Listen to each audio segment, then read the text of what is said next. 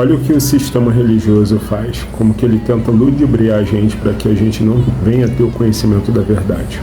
O purgatório não existe. Existe sim, está em 1 Coríntios capítulo 3, versículos de 10 a 15, onde fala de uma purificação depois do julgamento. E também em Mateus capítulo 12, versículo 31 e 32, e Mateus capítulo 5, versículo 25 e 26. Você já deve ter visto na internet esse tipo de conteúdo e parece até que esse homem detém o conhecimento, mas não é bem assim não. Analisa isso. O purgatório não existe. Existe sim, está em 1 Coríntios capítulo 3, versículos de 10 a 15, onde fala de uma purificação depois do julgamento.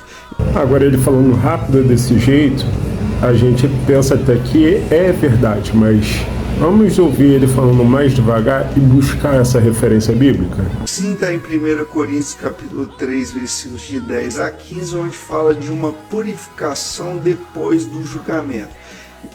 Aí a gente vai na Bíblia e dá uma olhada no que está escrito nessa referência. Você vai se surpreender com o que está escrito. Aí você vem aqui em 1 Coríntios, capítulo 3, versículo 10 ao 15. Está escrito: segundo a graça que me foi dada, pus eu, como sábio arquiteto, o fundamento e outro edifica sobre ele. Mas veja cada um como edifica sobre ele, porque ninguém pode pôr outro fundamento além do que está posto, o qual é Jesus Cristo. Ou seja, essa referência que o padre passou, ele acabou quebrando um dos pilares do catolicismo. O sistema da Igreja Católica afirma que o fundamento é Pedro, como a pedra. Mas aqui o apóstolo Paulo está falando que o fundamento é Cristo. Olha, a referência que ele tentou usar para refutar o purgatório acabou servindo para refutar a pedra fundamental, a base. Não é Pedro, é Cristo. O próprio apóstolo Paulo falou e a referência foi dada por um padre católico. Ou seja, ele conhece, o sistema conhece, mas eles tentam omitir e tentam passar tão rápido que fica desapercebido. Se nós não atentarmos para a palavra de Deus, somos enganados com facilidade, não é mesmo? Então, leia a palavra de Deus, estude a palavra de Deus. Agora, voltando aqui para o que ele estava tentando defender sobre o purgatório. Continuando aqui, porque ninguém pode pôr outro fundamento além do que está posto, o qual é Jesus Cristo. E se alguém sobre este fundamento, Jesus, formar um edifício de ouro, prata, pedras preciosas, madeira, feno, palha, a obra de cada um se manifestará na verdade, o dia o declarará, porque pelo fogo será descoberto. E o fogo provará qual seja a obra de cada um. Se a obra de alguém que alguém edificou nessa parte permanecer, este receberá galardão.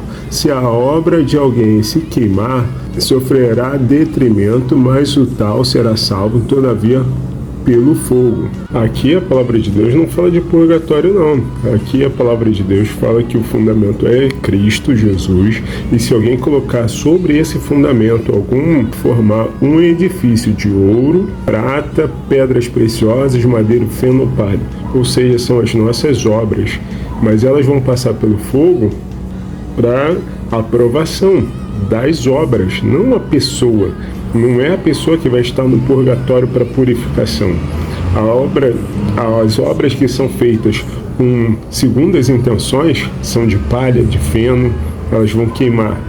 A pessoa pode ir até salvo, mas por ter pregado por torpe ganância, por vaidade, por soberba ou qualquer coisa do tipo, essa obra se queimou. Agora, aquele que prega a genuína palavra, por amor a Deus, com dedicação, com obediência, com dedicação à obra de Deus, por amor às almas, esse sim está edificando com edifício de ouro, prata, pedras preciosas, coisas, né? Como o Senhor Jesus falou: ajunteis o tesouro no céu, onde nem o ladrão, nem a traça, nem a ferrugem minam, nem roubam. E é disso que Jesus está falando. de nós ajuntarmos tesouros no céu. Vamos chegar àquele momento, o grande dia, como está a palavra de Deus falando, onde as nossas obras serão provadas no tribunal de Cristo, para que nós venhamos ganhar os nossos galardões. Não tem nada a ver com purgatório. Então, quando você vê esses conteúdos, os homens dando aquelas referências rápidas, como se fosse uma receita rápida, mas não lê, desconfia, analisa. A palavra de Deus fala que o meu povo perece por falta de conhecimento. Nós precisamos consultar a palavra de Deus. O Senhor Jesus disse: errais não conhecendo as Escrituras nem o poder de Deus. As Escrituras, elas de mim testificam. Então, examine a palavra de Deus. O apóstolo Paulo, esse mesmo dessa carta aos Coríntios, ele falou certa vez em Atos que os irmãos de Bereia eram mais ilustres do que todos os outros, porque quando ele pregava, eles iam nas Escrituras e liam, ou seja, as Escrituras, iam na palavra de Deus. Também não foi a igreja que criou as Escrituras, foi Deus que criou as Escrituras. As Escrituras que eles estavam falando não tinha sido Mateus, Marcos, Lucas e João, não. Ainda não haviam sido escritos. Estava se falando da palavra de Deus lá no passado, lá no Antigo Testamento.